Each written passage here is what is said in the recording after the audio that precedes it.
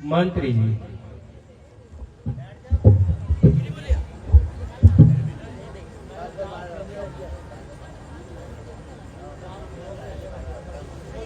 जी महाराज,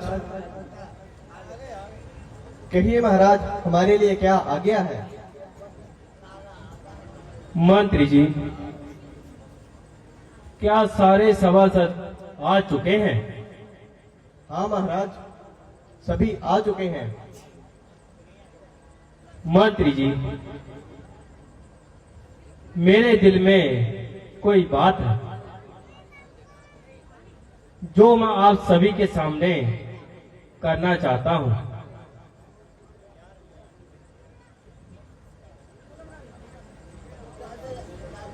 आप फिर से देखिए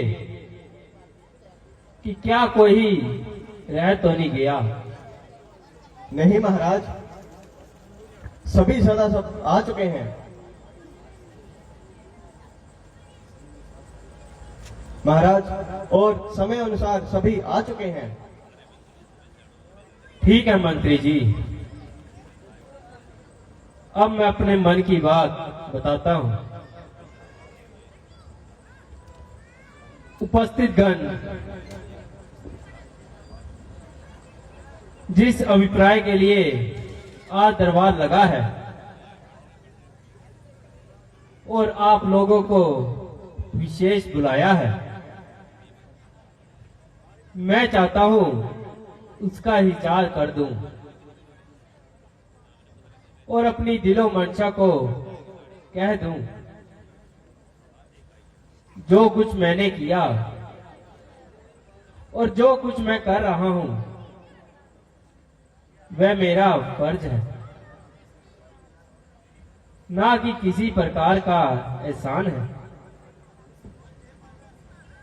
ये सब ईश्वर की मेहरबानी है।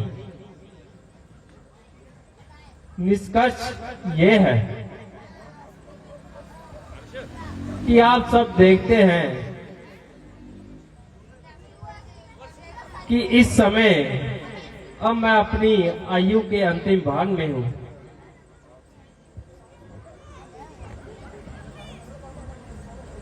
और आप सभी को ज्ञात है और वेदों और शास्त्रों में भी लिखा है कि लाख वर्ष जी ले, आखिर एक ना एक दिन तो मरना ही है और निसंदेह इस दुनिया से कुछ ना कुछ तो करना ही है और इस दुनिया से जाना भी है। अब मैं चाहता हूं कि अपना ये भार बेटा राम के कंधों पर छोड़ दूं। मेरी सम्मति से बेटा राम को युवराज बनाया जाए और उसे सूर्यवंशी ताज पहनाया जाए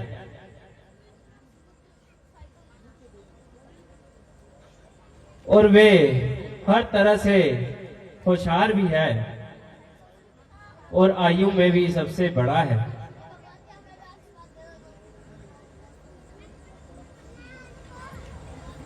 मैंने अपनी दिल की बात कह दी है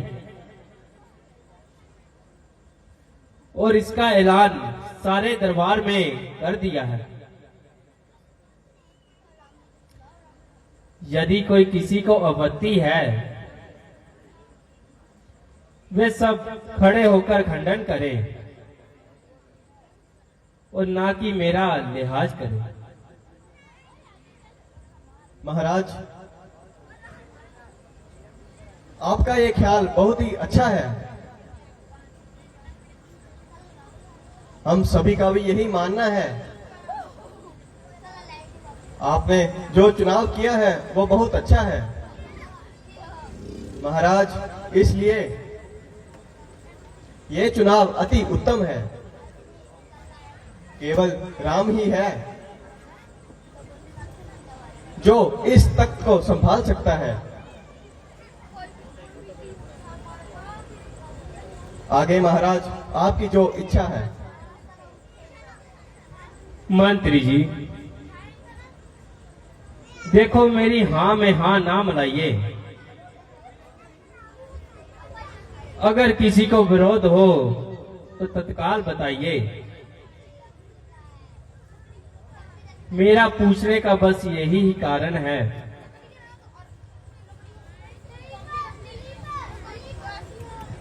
इस शुभ समय में सारी सभा भरपूर है। यदि आपको चुनाव मंजूर है तो कल राज तिलक की रस्म अदा की जाए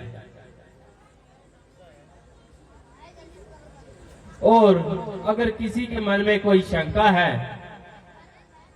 तो निसंदेह बताया जाए। नहीं महाराज, किसी के मन में कोई भी संदेह नहीं है।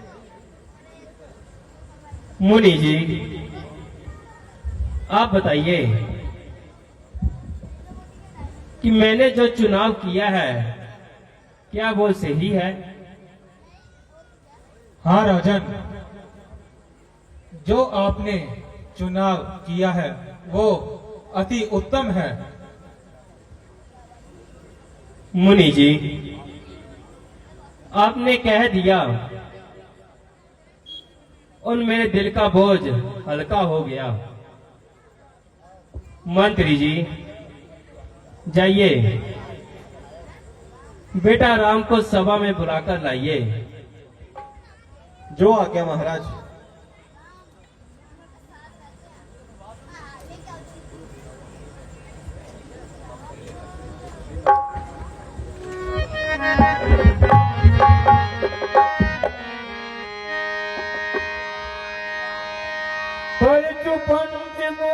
मुनि चौके चारू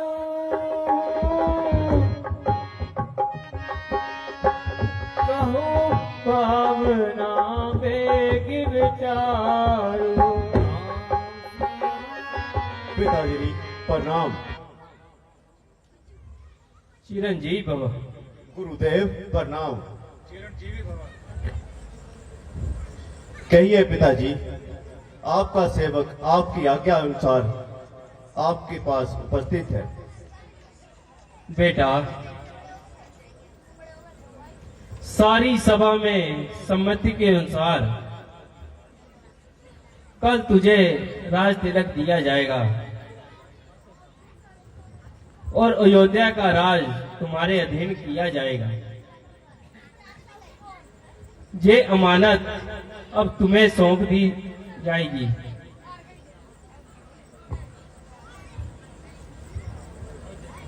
मुझे अधिक कहने की क्षमता नहीं है,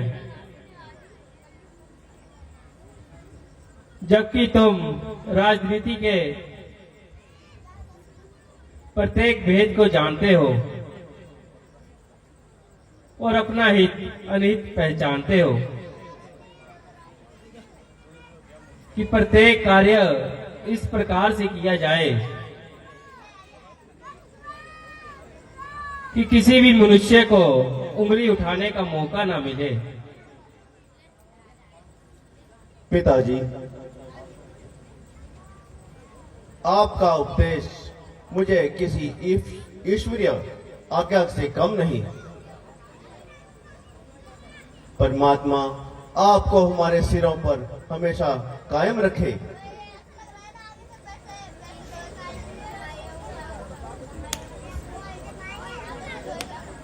इस समय दरबार बर्खास्त किया जाता है और राज तिलक के लिए कल शुभ मुहूर्त में नियत समय किया जाता है। आज का दरबार यही बर्खास्त किया जाए। दरबार बर्खास्त।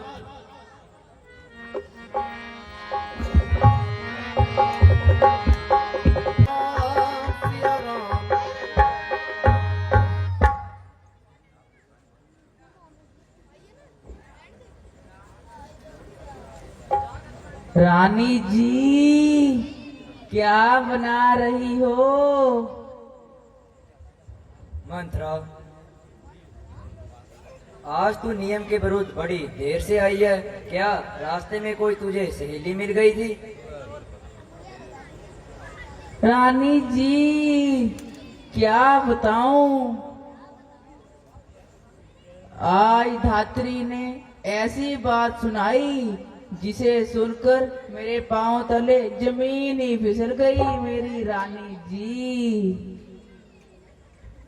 मंत्रा, जरा मुझे भी सुना कि वह ऐसी क्या बात सुना गई।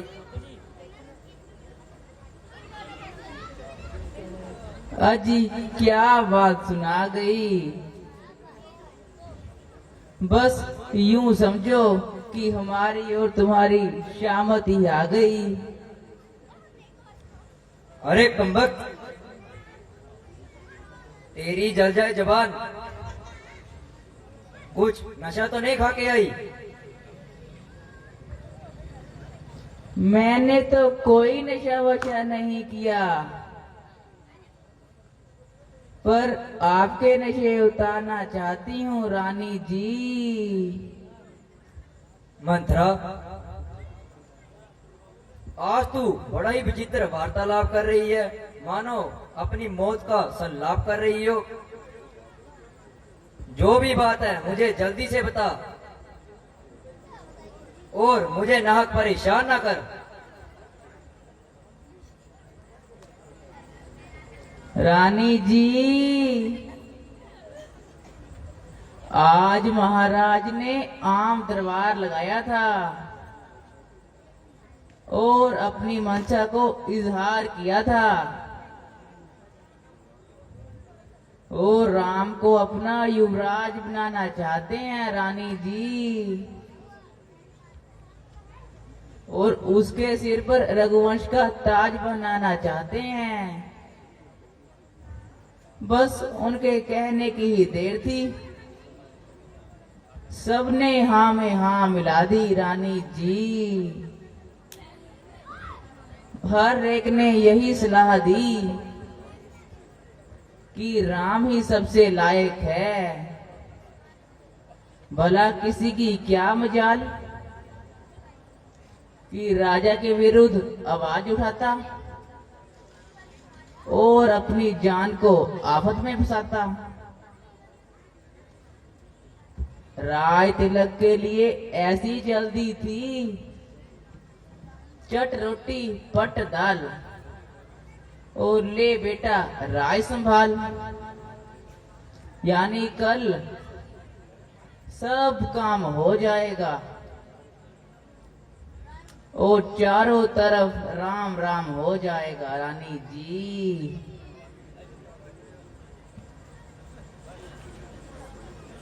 आप यहाँ महलों में कौवे उड़ाना और कुशल्या के पांव बैठे रहना। इधर भरत बेचारे की भी किस्मत ही फूट गई और सारी संपत्ति उसके हाथ से छूट गई रानी जी। हाय हाय, एक बेटा तो राज करे और दूसरा मारा मारा फिरे। सच है, दुनिया इसी को कहते हैं रानी जी। अरे बस यही बात थी जिसके लिए इतनी देर से सटपटा रही थी और यूं ही नाक भवे चढ़ा रही थी। कम्बक, तूने तो मुझे डरा ही दिया। तूने इस प्रकार के शब्द इस्तेमाल किए, मेरे तो प्राण ही निकल गए।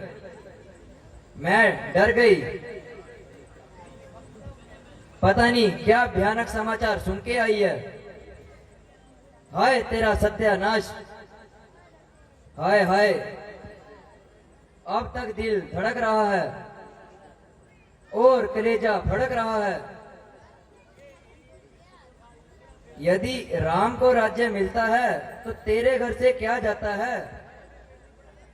राम बड़ा ही होनहार है और कौशल्या से बढ़कर मेरा फरमादार है। रानी जी, यूं तो आप चाहे कुछ भी कहिए, मगर आप है बहुत जबरदस्त। यदि सच पूछो तो बस अपने श्रृंगार में लगी रहती हैं, केवल अपने शरीर की देखभाल करती हो रानी जी। अरे अदाही जीवन का कुछ ख्याल है?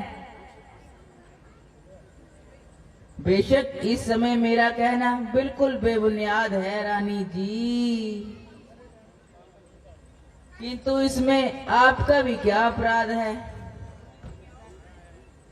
विनाश काले विपरीत बुद्धि एक प्रसिद्ध बात है। उस समय वे अपनी ही जुबान से कहेगी कि मंथरा ही मेरी सच्ची सहेली थी। फिर पछताए जब चिड़िया चुग गई खेत। जरा सोचो रानी जी, यदि भरत राजा बन गया तो मैं कौन सा रानी बन जाऊंगी? और राम को राज बनाने से कौन सी बटरानी कहलाऊंगी रानी जी? मगर मैंने तेरा नमक खाया है, इसलिए तेरी खैर ख्वाही करना मेरा फर्ज है। हाँ, यदि न्याय से देखा जाए तो मंत्रा का कहना सब प्रकार से ठीक है और यही मेरी सच्ची सहेली है। निसंदेह यदि रामचंद्र को राज तिलक मिल गया तो भरत तो अयोध्या से ही निकल गया, या तो दर दर फिरता हुआ हमारे कुल की बदनामी करेगा, या सारी उम्र राम की गुलामी करेगा। और इसमें भी संदेह नहीं कि राम भरत को सदा के लिए गुमनाम करते अब कदापि भी किसी के दम में ना आऊंगी, चाहे इधर की दुनिया उधर हो जाए। जिस प्रकार मुझसे बल पड़ेगा भरत को ही राज दिलाऊंगी, मगर एक मुश्किल है, महाराज को कैसे समझाऊंगी और क्या बहाना बनाऊंगी कि वह मेरी बात मानने पर मजबूर हो जाए और राम उनकी आंखों से दूर हो जाए। हाँ, मंत्रा से ही पूछती हूँ। अरे मंत्रा, तू ही कुछ यत्न बता दे और मेरा काम बनवा दे,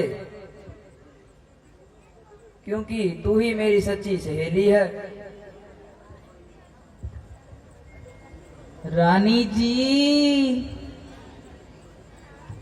मेरी परिस्थिति में आपको फिक्र ही क्या है?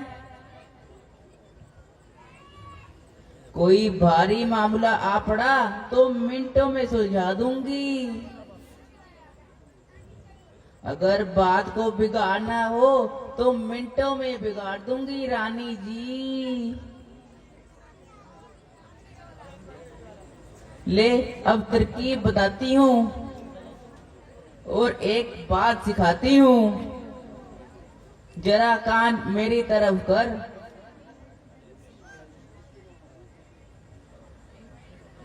वाह वाह वाह मंत्रा, वाह, खूब बताया, एंड समय में याद दिलाया। देख अब स्त्री चरित्र दिखलाती हूँ और अपने हाथों पे सरसों जमाती हूँ। जोरदार ताली लगा दीजिए इस दृश्य के लिए।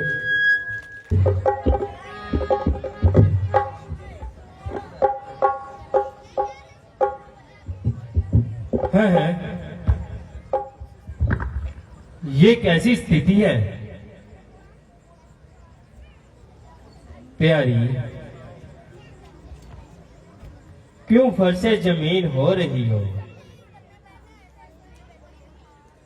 जागती हो या सो रही हो? ना जागती हूँ ना सो रही हूँ, बस अपनी किस्मत को रो रही हूँ। है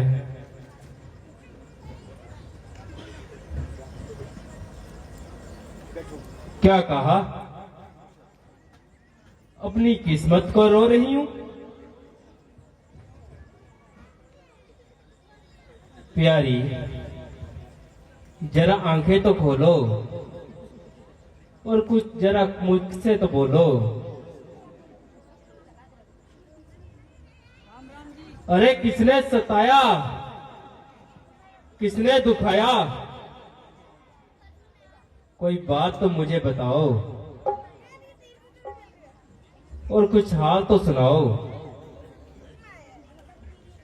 कि आज तबीयत क्यों इस तरह नासाज हो गई, जबकि तुम मुझसे नाराज हो गई।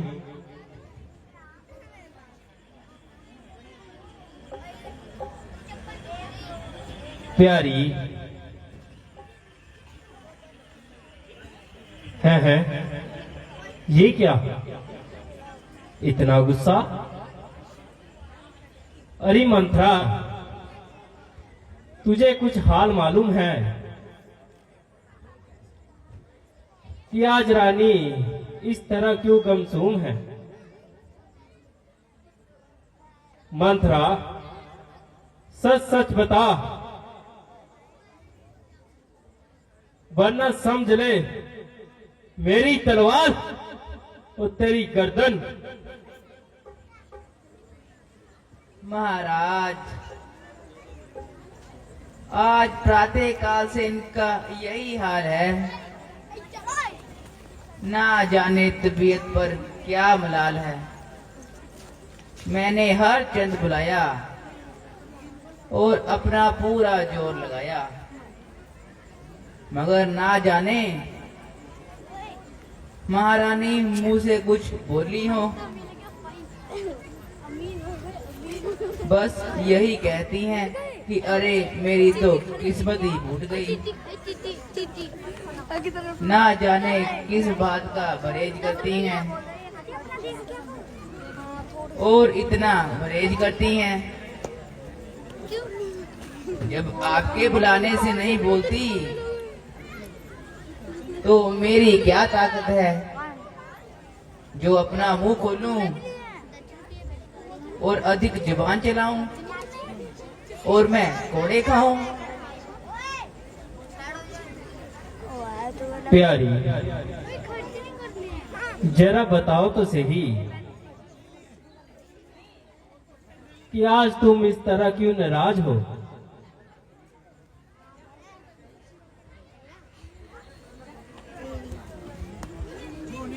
महाराज, आप क्यों है व्यर्थ मेरी जान खा रहे हो? मैं कह तो रही हूँ, मुझे आपसे कोई बात नहीं करनी। ये पैसे ले लेके चीज खा रहे हैं। प्यारी, ओए, उसने वो देख। बात नहीं करने का कोई कारण तो बताओ। इस तरह से नाराज मत हो। जो भी बात आपके दिल में है मुझे बताओ। आप तो जानते हो कि सभी रानियों में मुझे आप सबसे प्रिय हैं। अगर आप ही इस तरह से नाराज हो जाओगी, मेरे राज्य करने का क्या फायदा?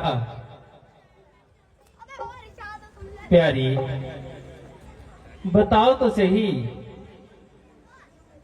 कि तुम्हारे दिल में ये क्या ख्याल है?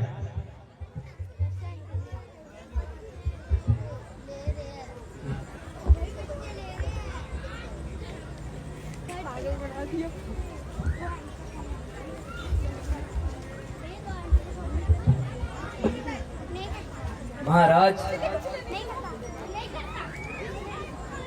मैंने आपसे पहले भी कहा था, मुझे आपसे बात नहीं करनी। आप क्यों में व्यर्थ में मेरी जान खा रहे हो?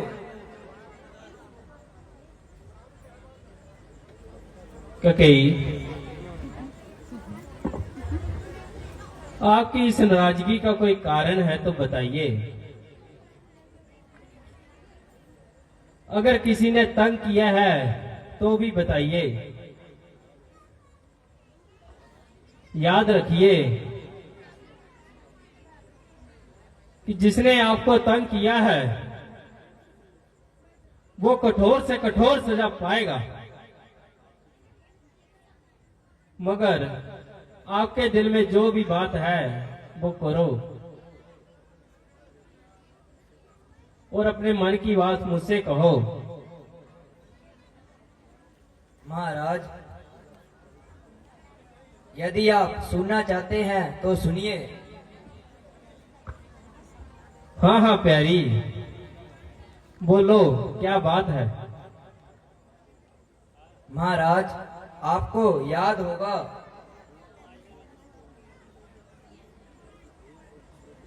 कि देव और असुरों की संग्राम में जब आप युद्ध के लिए गए थे तो मैंने वहां पे आकर आपकी सहायता की थी। हाँ हाँ प्यारी, अच्छी तरह से जानता हूँ। महाराज, उस समय आपने मुझे 2 वचन देने का वादा किया था, यो आपको याद होगा। हाँ हाँ प्यारी, मैंने जो बात आपसे कही है वो मुझे पूरी तरह से याद है। तो महाराज, आपने मुझे 2 वचन मांगने के लिए कहा था, अब उनका समय आ गया है। प्यारी, रघुकुल रीत सदा चली आई, प्राण जाए पर बचन न जाए। प्यारी, मांगो, क्या मांगती हो? तो महाराज, मेरा पहला वचन सुनिए। मेरे भरत को राज तिलक और राम को 14 वर्ष का वनवास।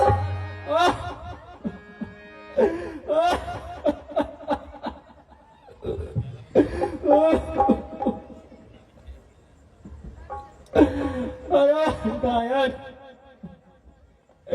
अरे ओ पापिन, यह तूने क्या मांग लिया? मैंने तो तुझसे कौल करार किया था, परंतु तूने तो मेरे प्राण ही मांग लिए। अरे ओ पापिन,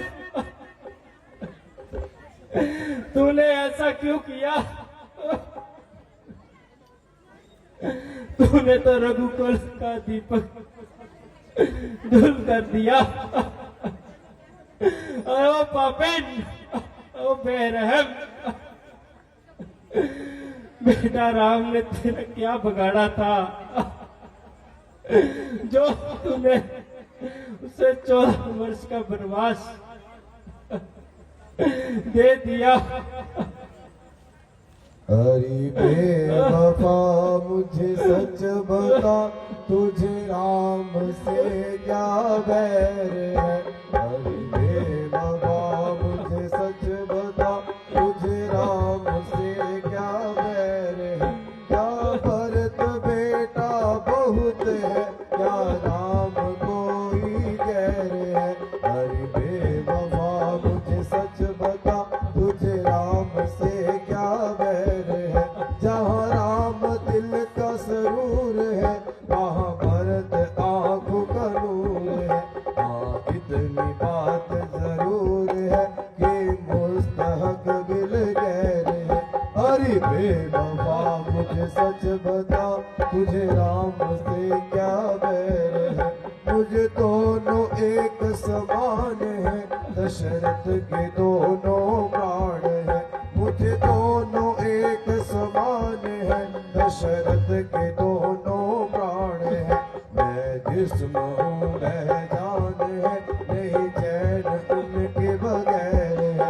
अरे बेवफा मुझे सच बता, तुझे राम से क्या बैर है।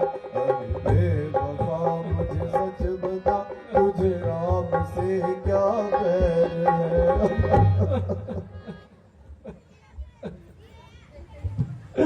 अरे ओ पापिन, जरा अकल से तो काम ले। कि आज तेरे दिल में यह क्या बात आई और तुम इस हट पर क्यों आई? ओ पापिन। महाराज, महाराज, आप अब क्यों व्यर्थ में मेरी जान खा रहे हैं और भीगे बहाने बना रहे हैं? आपकी दिल में तो पहले ही खोट था, इसलिए तो भरत को ननिहाल भेज दिया। उस बेचारे को क्या मालूम था उसे अमृत के धोखे में विष पिलाया जा रहा है। महाराज, आप अपनी प्रतिज्ञा को मत भूलना। वही कुल संसार में फलते फूलते हैं जो अपनी प्रतिज्ञा को नहीं भूलते हैं। महाराज, व्यर्थ में आप पश्चाताप ना करें। अब आपका यही स्वीकार है।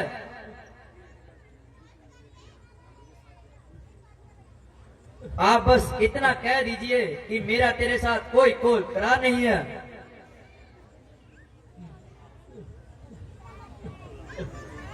और मैं भी वचनों को नहीं मानता, वरना कुछ जवान की दास है तो भरत को राज तिलक और राम को वनवास है। उनमें से जो भी पसंद हो उसे मंजूर कीजिए और इस झगड़े को दूर कीजिए। अरे ओ बेवफा, ये तू क्या मांग रही है? सच है, हर एक चीज कुछ स्थान पर ही और जो के हाथों में कदर पाती है, मूर्खों के हाथ में पड़कर उनकी तासीर उल्टी हो जाती है। अगर मैं तेरे इस प्रिय चित्र को पहले जानता होता तो तेरे साथ कोई वचन न करता। ओ जालिम, आज तूने मुझे अमृत के धोखे में विष पिलाया। हाय हाय, मैं राम जैसे आज्ञाकारी पुत्र को बिना अपराध से कैसे घर से बाहर निकाल दूं? अरे ओ बेरहम, मैं परमेश्वर को क्या मुंह दिखाऊंगा? हे परमेश्वर, मैं तेरे सिवाय मेरा इस दुनिया में और कोई नहीं। अब तू मुझे जल्दी से उठा ले। ए मौत, आ जल्दी आ, अधिक देर न लगा। हाँ, मैंने देख लिया, तू आ रही है। बेटा राम, मैं तुम्हें अपनी आंखों से कैसे दूर करूं? अरे कोई जाओ और बेटा राम को यहाँ बुला कर लाओ। अरे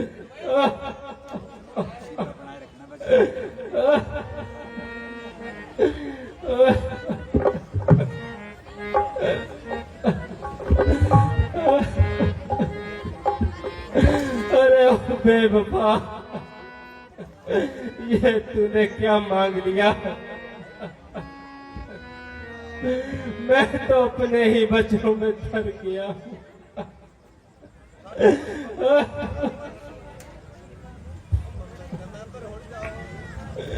पिताश्री प्रणाम। आपका सेवक उपस्थित है पिताजी। कहिए मेरे लिए क्या आज्ञा है?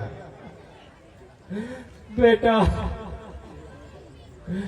केवल तूने देखने की आशा थी और ये हमारा अंतिम आशीर्वाद है। पिताजी खैर तो है। आपके चित्त पे ये कैसी बेकरारी है? बेटा, जरा मुझे उठाओ।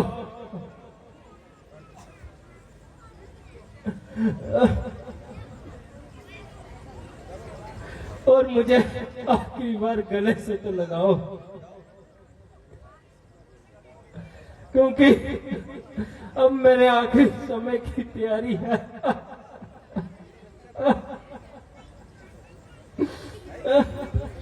पिताजी आपकी ये हालत देखकर कलेजा मुंह को आता है। ओ आंखों में अंधेरा छा रहा है। पिताजी कहिए आखिर क्या गजब हुआ? आंखें बिल्कुल पथला रही हैं। ओ अंदर ही अंदर दस्ती जा रही है। हाय हाय पिताजी, आपकी आंखों से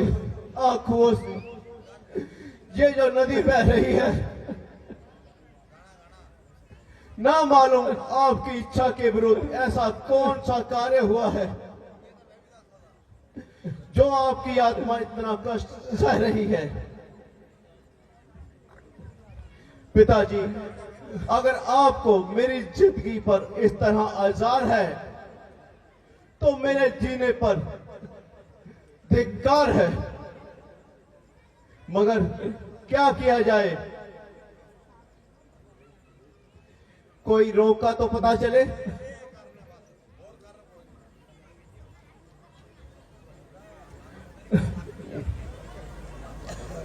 माताजी अगर आपको कुछ हाल मालूम है तो शीघ्र बताइए। हाँ बेटा, मालूम है। इसका उपाय तो पर आपके हाथ में है। माताजी शीघ्र बताइए और मेरा संदेह मिटाइए। बेटा, बात तो मामूली सी है, मगर पूरी करोगे तो बताऊं। क्यों व्यर्था में अपना सिर खपाऊं? माताजी आश्चर्य है कि आप आज इस प्रकार की गुफ्तगू कर रही हैं। क्या राम पर आपका कोई हक नहीं है जो आप इस तरह का ख्याल कर रही हैं और बात करने के इरादे बार बार अगर शब्द का इस्तेमाल कर रही हैं? माताजी क्या राम को आपको बिल्कुल एतबार नहीं कि मैं किसी भी अवस्था में आपका बेटा कहलाने के लायक नहीं? राम जिस तरह पिताजी का ताबेदार है वैसे ही आपका वफादार है। माताजी अगर शब्द का इस्तेमाल कर कर मुझे इस तरह हैरान ना कीजिए। जो आपकी आज्ञा है उसे शीघ्र फरमाइए। बेटा, महाराज ने मुझे स्वयं इकरार किया था, तुम्हारे लिए 14 साल का वनवास और भरत के लिए राज तिलक मांगा था। मगर अब अपना इकरार पूरा होते ना देखकर भीगे हो बना रहे हैं, इसलिए हाथ पांव मार रहे हैं। बस माता जी, इतनी सी बात जिसके लिए सब इतने हैरान हो रहे हैं। माता जी, मैं जब तक इस आज्ञा का पालन न कर लूं, अयोध्या में तो क्या, मैं किसी भी बस्ती में अपना पांव तक नहीं रखूंगा। हाँ बेटा, बात तो कुछ भी नहीं है। इन गुजरते कहां देर लगती है।